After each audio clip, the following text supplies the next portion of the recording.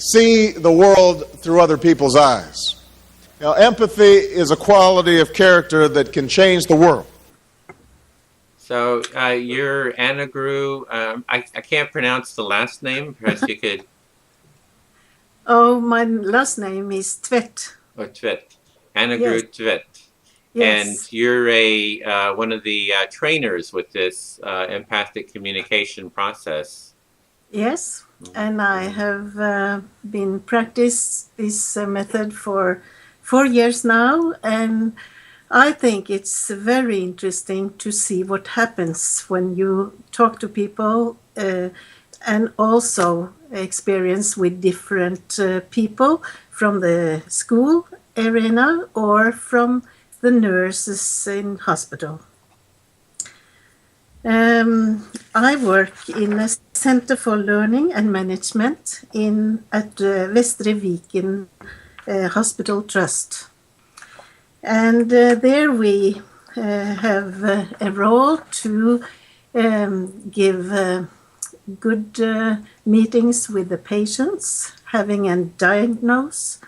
We have relatives coming, and we also are there to give more, give more knowledge to the people working in the hospital. Mm-hmm.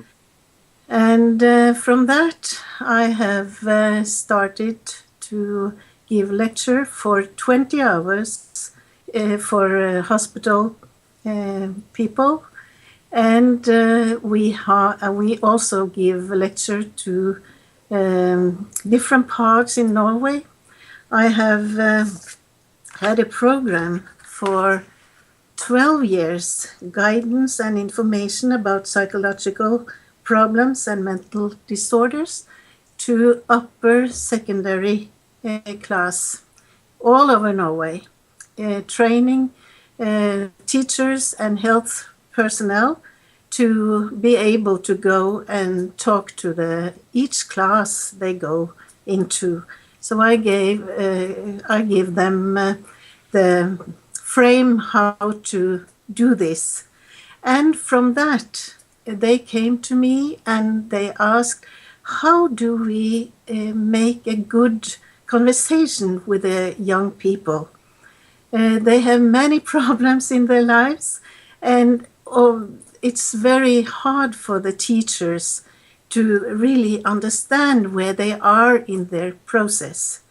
So from that, I asked Lisbeth if she could help me to arrange a program for teachers and for the health visitor in schools.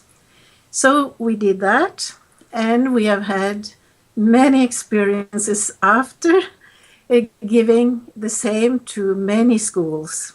Mm. It's a big difference to make this program for teachers and for the health nurses in wards.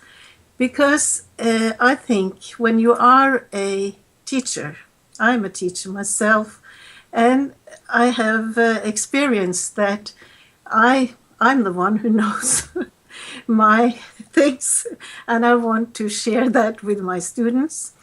But in this matter, you have to be laid back, asking the history of how it is to be a student in this school, in this class. And they experience quite new things about their students when they use the method. So it has been very creative to have the stories, how they deal with the students, and how they manage to find new things. Well, the teachers are used to teaching, being in front of the class and telling, and now yes. They have to just sit and listen and yes. and be present, and so it's a different way of being with the students. Yes, but we have problems in Norway, and I'm sure in your country too, that the students drop out after some time, and we are searching for a new way of relationship with students in order to meet them more seriously. Yeah, so the student, maybe by empathizing with the students, they'll feel more involved in the school and maybe stay in the school. And that's right. And a teacher can tell me that, I've never been thanked after having a conversation with my students. But now they can say in their SMS, telling that it was a very nice conversation they have had. So it's different. well, it seems like you're a good person to be teaching this, because I understand you're a Gestalt therapist too. Yes, Is that yes. right? So you've been a midwife, a Gestalt therapist, and you're a healthcare visitor too. And I imagine that a healthcare worker goes to the school to connect with the school through the healthcare system. Yes, that's right. And it has been hard for a health visitor to connect with the teachers.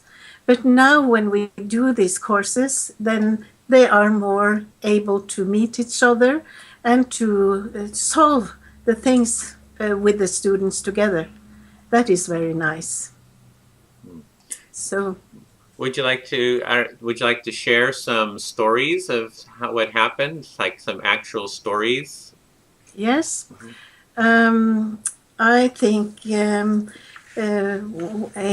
the teachers get a history from the student about being out of the daily zone, then they can be scared, the teachers, to go into that, because they think that, oh, what can I do about this? Where can I call for help? And doing these courses, then they get known to each other, so they easier can connect and to help students. Do you have an actual story of what happened with some teachers, like some actual incidents? I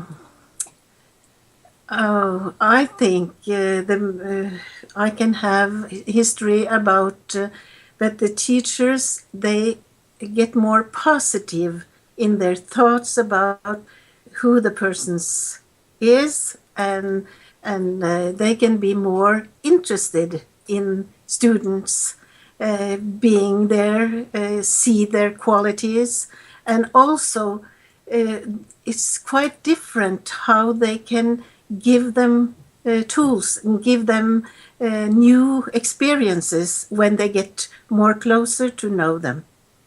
So that is the good thing about this, is that, when people do not make math very well, we have usually given them more math. Right?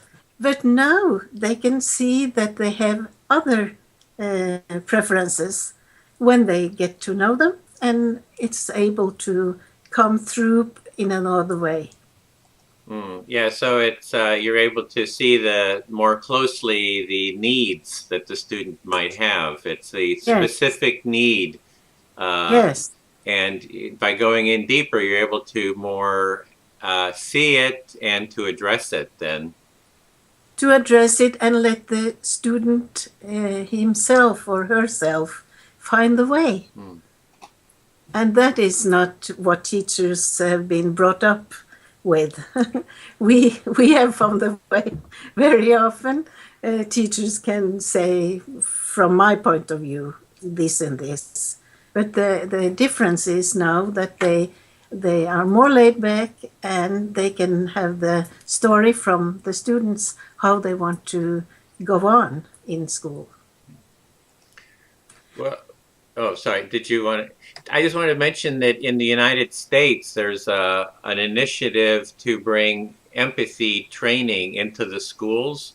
So it's actually to make empathy part of the curriculum.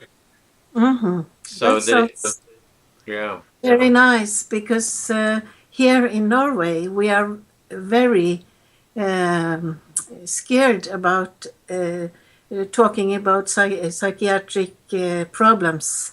We are very, it has been hard for me with this program that I told you about to get into schools because they think that when we talk about being a human being, it can be hard if something happens that the students start to cry or something like that. But I think that sounds very interesting when you say we have a curriculum in empathy. Yeah. So Welcome, I will say. yeah, it's actually to teach the students empathy, Mm-hmm. and the it's I think it'll become it's just kind of getting started, and we can talk about it more later, but I Yes. want to kind of focus on what your experiences are. Um, I think that empathy, that is something we have to teach or we have to show our children. I think that is the main thing from when you are pregnant. You have to connect in a good way towards your fetus. And I think that is very important that professionals talk about this and show the importance to that empathy is the growing field. So I think we have a lot to talk about connecting to parents and to small children. We have a program in Norway now going on showing more feelings, to understand feelings from the children 6 years old. They use a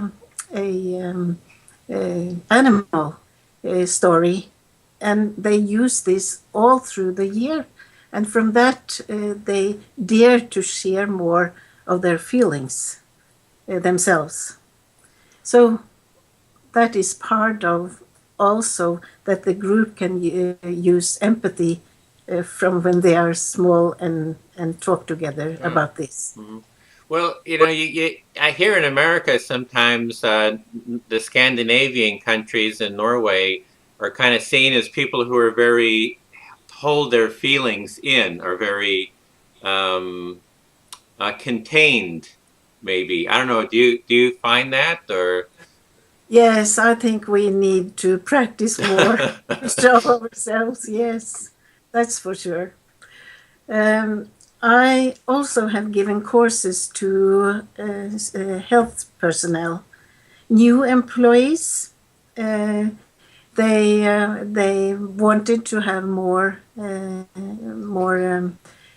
teaching about empathic communication because in our center we also invite new employees for 5 hours different days to come and tell their story about being new employee. That can be both from psychiatric and from somatic ward. And that waking up their interest, so they want to learn more about it. I think it's more easy to have these courses for health personnel than for the teachers. It's much harder to sell, it's much harder to invite the teachers to come when we call it professional communication with empathic communication as method. So I think they can be a little bit scared about what is this? Am I not a good communicator as a teacher?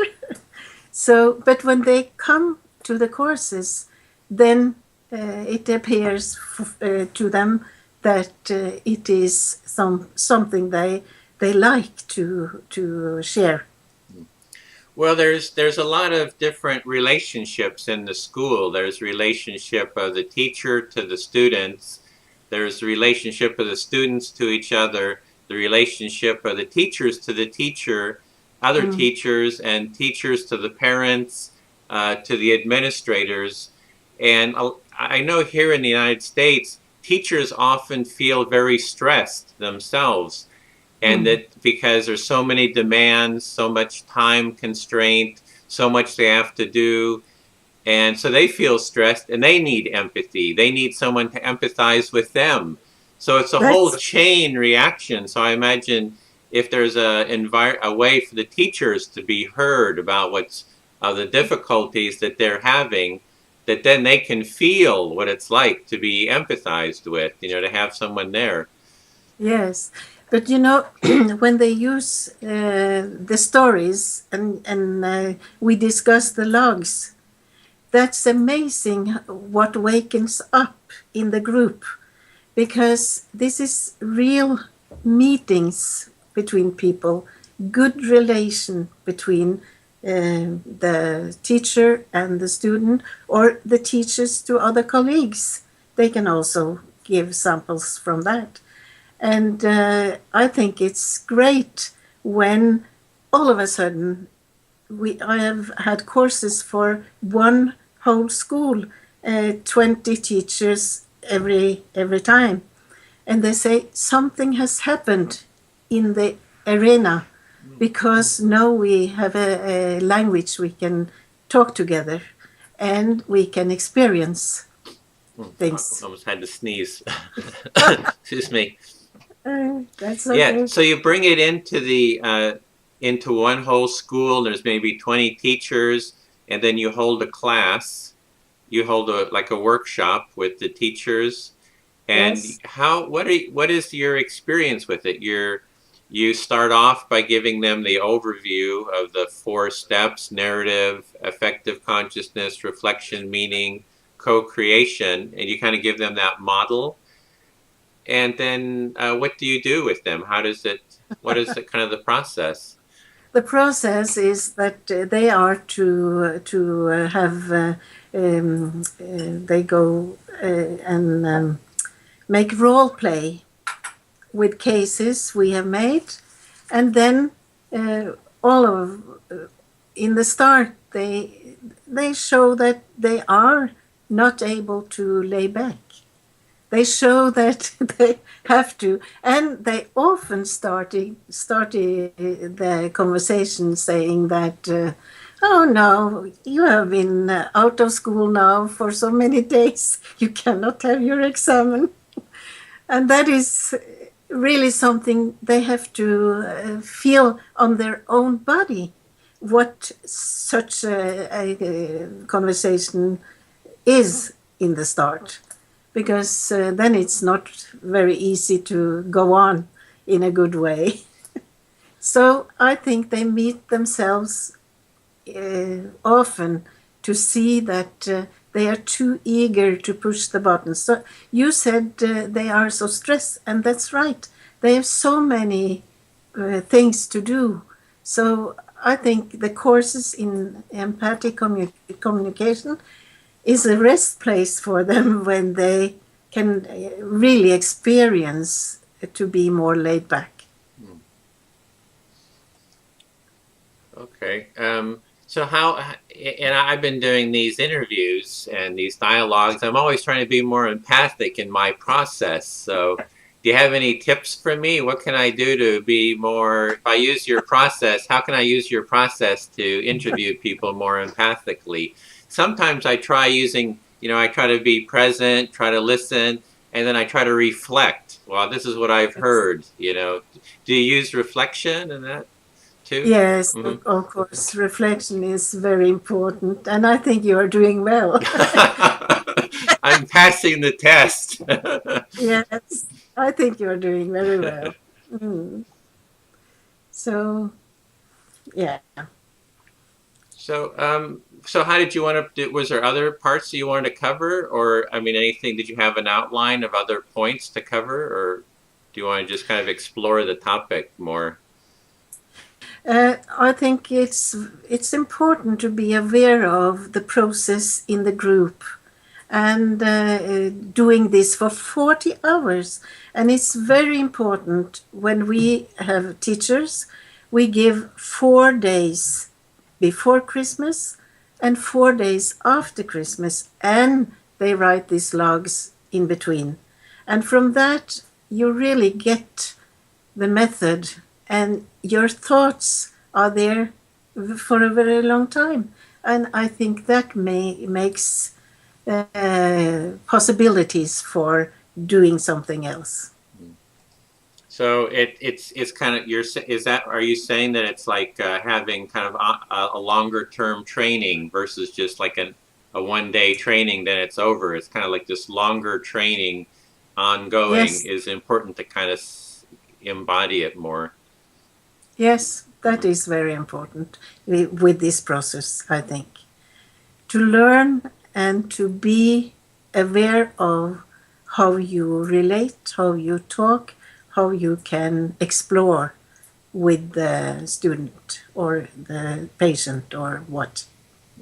Do you have an ongoing process, or is it like, you do your 40 hours and then it's kind of like over? Is there like any kind of ongoing support group where people can meet? Yes, we have now 2 times a year, we have networks meetings where people can meet, explore the method, and they can be more, they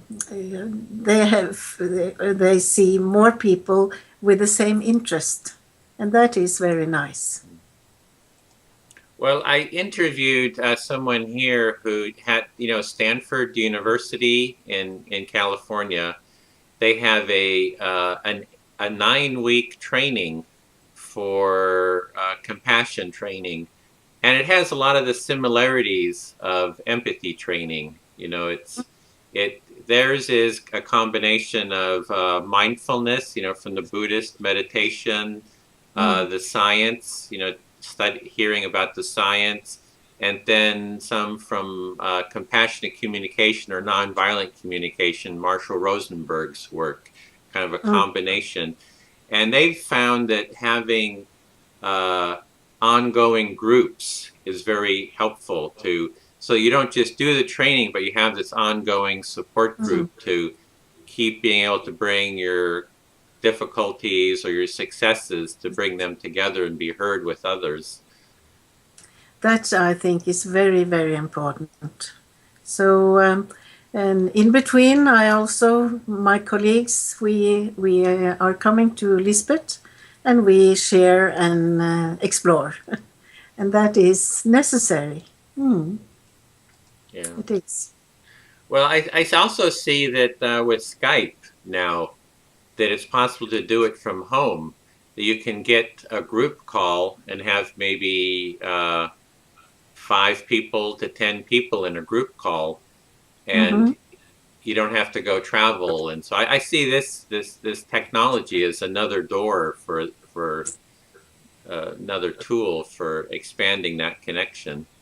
I think that's great that is a possibility. Yes. So what do you think, what I'm kind of working on here with our center is to make empathy a cultural value very consciously, so that it has, it's in the schools, it's in business, it's in, all the different institutions, that it kind of transforms politics. Because in the United States, we have a competitive political model that's very dysfunctional, because people are fighting and you're wrong, nobody's listening to each other, or very little, and nothing gets done. There's all kinds of stress. So I'm seeing the need for a cultural transformation to raise the value of empathy to be a foundational cultural value, to form all the different institutions within society. So that's kind of what we're working on. And I really see the possibility of a cultural network of people working towards that. So you have this whole process there in Norway. There's other processes, and getting us together to kind of collaborate and kind of build a larger movement around this. I think that's very nice, and I think we can develop in that. and I think it's impossible to, or it is possible to learn from each other. So I think that's very nice what you are doing, and I think we are doing very well too in doing this method so visible. But I see this process when we are scared to be more close in relationship. So I think there's a lot to talk about, how to find the way together, showing that it is possible to give your story. You will be met. It is possible to share your stuff, and you are the one to find your way. So with support. Why do you think people are afraid to kind of be close? What is the barrier there? Oh, the barrier, you can be not being seen again. I think it's like love, how to open up for love, because you're scared to lose it again. So I think it's sort of the same thing. So that's to be emotional and to care. That is a scary thing. Yeah, Because so you can lose it. if we care for others and they care for us, it feels so good. And then if we lose that, it's so painful to have that loss. That's right. Some people say that it's because, I mean, one of the reasons is that people will take advantage of me. They'll want something from me, and I don't want to, what I mean? It's like, oh, it's like somebody trying to sell you something. They try to get close to you. Then once they get close to you, then, okay, buy this or give me this. And so they're kind of trying to protect themselves. Yes, that could be for someone, that's for sure. But I think we should take the chance to see, to open up. Well, the other thing I was wanting to explore, do you have actual stories, like an actual incidents that happened? I mean, can you share some stories of people's experience? I mean, you kind of gave a generalization, but I was wondering if you have any specific stories, specific people, and kind of what their experience was and kind of what they told you. And Oh, I can give you a story about a boy in school. He was very often out of the class. He was not very close to the teacher, and his mother also came to school, and they met the teacher. And what happened was that mother and this student, they started to quarrel. And the mother would like him to do so and so. And then the teacher said, I think now that I have to talk to each of you. And she used the method first for the student, then for the mother. And after she has done that, they could connect. They could talk to each other again in a good way. So I think that gives us an example from how important it is to be able to tell your own story. But it was too hard in the first process there, because they have for sure had a quarrel at home too, going to school because he was not a good student. So yes. So that is how the method have effects on people. So yeah. Well, there's this kind of goes in. I don't know if you're using like restorative justice processes, because I find that the empathic listening kind of extends into the realm of justice. And here in the United States, we have, restorative justice process, which is if there is a conflict, that you have a process to bring the people who are involved in the conflict to do conflict resolution. So it's kind of one of the directions that empathy and empathic listening takes, is to transform the justice system.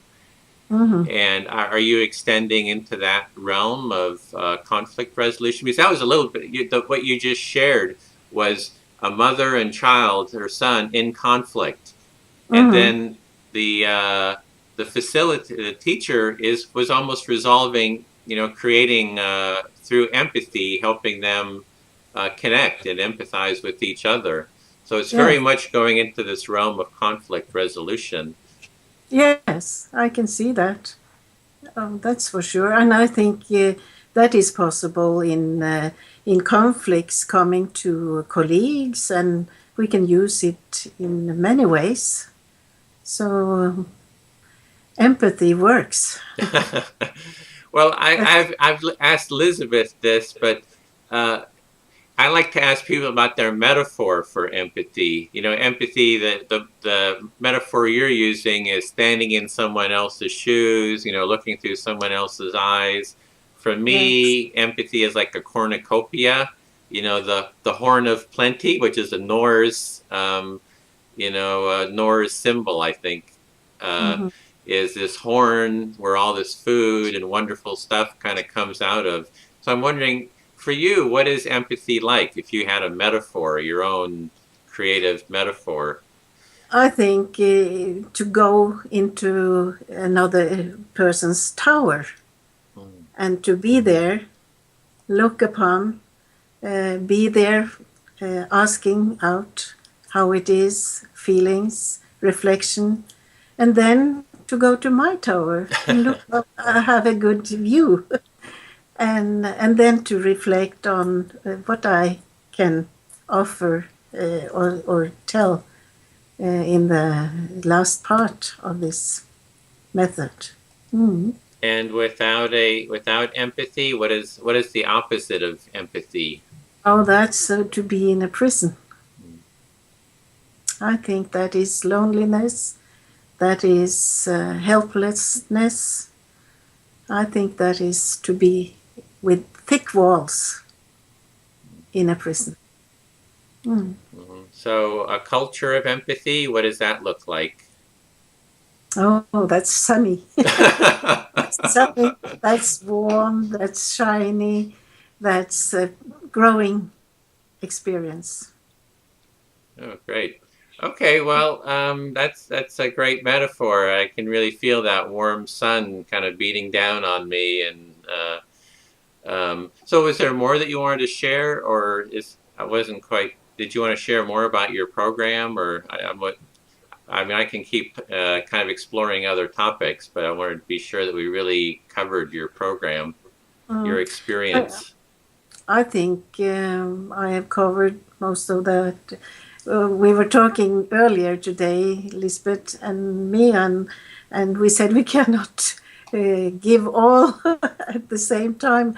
It's hard to explore all we experience for you now, but I've tried to give you some ideas how I think we are not very good to give each other